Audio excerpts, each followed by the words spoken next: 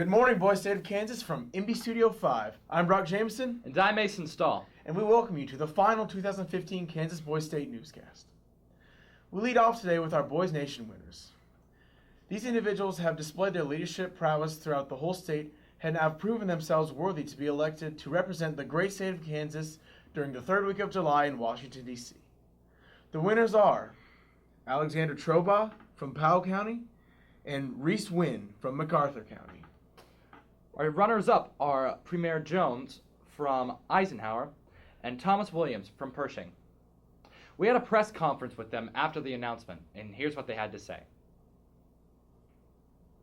Hi guys, we're in the Marlatt basement and we got a couple of questions. But first, introduce yourselves and tell us where you're from, starting on the left.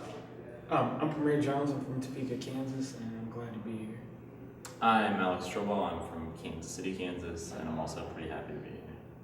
I'm Reese Wynn. I'm also from Kansas City, Kansas, MacArthur County, and I'm very grateful that I'm here.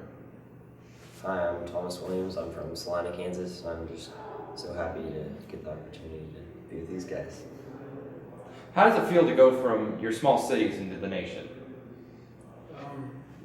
I haven't got there yet, so I don't know how it feels, but it would be ecstatic to go. I'm just very glad that everybody saw fit to pick me, even though I was from there. I think it might seem like a big difference, but it's not as much of one as we might think. The people we talked to here, the 500 people, is a lot bigger than the audience that we'd even have at Boys Nation, since there's only 96 people. I think it's bigger, but not a huge difference. I think the scale of people may not be bigger, but like sometimes the prestige can seem that way. And so I'm not worried or something, but the excitement hasn't quite worn off yet, so I'm like still pretty pumped about it. I'm just happy that this kind of shows that what I've done has made an impact on people, so that makes me feel good. How will you represent Kansas? I'll represent Kansas like I did in my speech last night. I have that much enthusiasm, be that charismatic, be ready to show what Kansas is made of, and willing to help everybody out, even you guys. I think I want to demonstrate a special character that I think Kansas has. We might not be amazingly well represented on the national stage. I think we're forgotten sometimes, but I want to make sure that doesn't happen. I'll represent Kansas in a professional manner, holding its standards the way they should be, and like in my speech I said last night, I'll prove to the U.S. that Kansas is much more than they think of us as. If given the opportunity, I'd love to represent Kansas with class and show people what we're made of. In the more political light, what do you plan to do involving Kansas? I plan to talk to them about education and just different stuff that we have here. A lot of people ridicule this state and say we're dumb and stuff like that, but we're really not. Just having a mindset of willing to work with them and show them what we can do would be very helpful, and that's what I would love to do.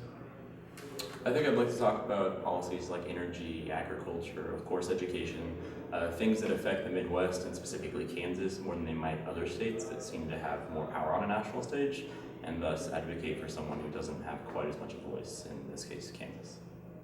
Going off Alex's point, kind of bringing Kansas more into light, helping to fund education with federal dollars, since a lot of the tax cuts here with state dollars are affecting education, and just hoping that I can affect Kansas in a positive manner there.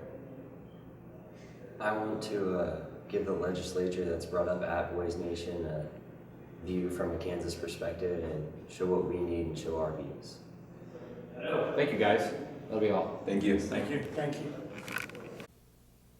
We are extremely excited to see how these staters perform.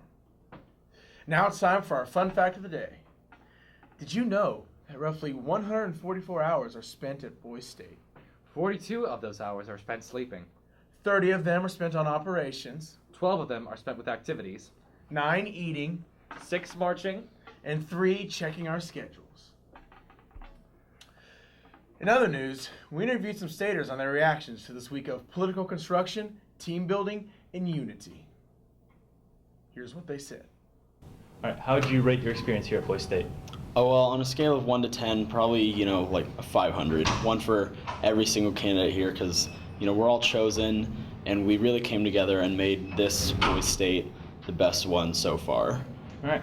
And what do you think you're going to take home with you after this experience? Probably just a lot of confidence and a lot of just new leadership abilities. Like, I feel like through this, I know I can get stuff done, and I know that there are people out there somewhere who will work with me to get stuff done. All right. Thank you. Thank you. Boise State. I'd definitely rate it 9 out of 10. It's been a lot of fun. I've learned a lot of new experiences just from government and social interactions. All right. And what do you think you're going to take home with you when you do leave? Probably a lot more new leadership skills that I haven't had before, and apply those into my school and community. All right. Thank you very much. Thank you. Well, on a scale of 1 to 10, I would probably give it about an 8 or a 9. When I first came here to Boise State, I was actually really nervous, really scared. I didn't know anything about it coming into this. Like last minute, my mom passed me the paper and said, "Read, this is what Boise State's like." I'm like, okay, and I couldn't back out of it at that point. And I didn't know anybody or knew what was going on for like the first day and a half. And one of the counselors actually talked to me and tried to help me figure out what to do and how I should take and handle this. And it's become actually a really fun experience overall. I really enjoy the people here, really enjoy the counselors and the projects. It was really fun. All right. And what are you going to take home with you? It's really hard. I've already come from a very diverse school, and so I've already know a lot of skills.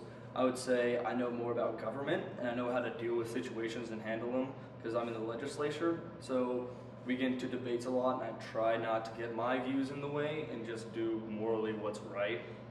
So I would say being very open to a lot of different ideas and where people come from. All right. Thank you. Thank you. A large change has come over this past week. Just think, earlier this week we were all strangers, afraid of icebreakers, and now we're practically brothers. It's nice. Very nice. For our last Veteran Spotlight, we interviewed Dr. Bennett Radford on his experience as a medic in Vietnam. Good morning, Boise State of Kansas. All right, today we're here with Dr. Bennett Radford, a military medical veteran. So, Dr. Radford, how many years did you serve? 29 years, United States Army. What's your best memory from your service, your time in your service? Oh, I would have to say the medical care given to soldiers and their families. My best memory, however, was during the Vietnam conflict. I was not in Vietnam. I was in Korea. And it was a hardship tour. I came home, got off the plane, and there stood my beautiful wife. What would you say to anyone considering the medical corps? I would say the United States Army has been very, very good to me. I joined right out of high school. I was a medic for 9 years. During that 9 years, I was able to attend college part-time and then full-time. I received a Bachelor of Science degree and a Master of Science degree through the GI Bill. I went to medical school on the Health Profession Scholarship Program, all through the military. So I would say to any of you staters out there that are considering a career change or unsure of what you're going to do with your lives, the United States Armed Forces has those occupations available for you. Thank you. It's my pleasure and high honor. Hooah! Thank you for the time for that interview. And now, if you'd like to show your parents or your peers any footage of this memorable experience, please log on to youtube.com/KSBState. youtube.com/KSBState. Now it's time for our closing remarks. And I'm going to go first. Coming to Boise State, it's been quite the adventure. I mean, initially I thought it would just be debate after politicalness, and it's just, well, that's what it kind of was. But I realized through all that debate and the debates of my own that I knew how to stand up for myself. And for that, I'd like to thank my history teacher for sponsoring me, Sites County, and moreover my brother for convincing me to come here. So thank you. Being the primary news anchor for the Kansas Boise State newscast has been the best experience I could have asked for as a Boise Stater. From late nights shooting the news after lights out to a plethora of interviews, to giving a speech in front of more than 500 people. This experience has given me the confidence to move mountains back at home.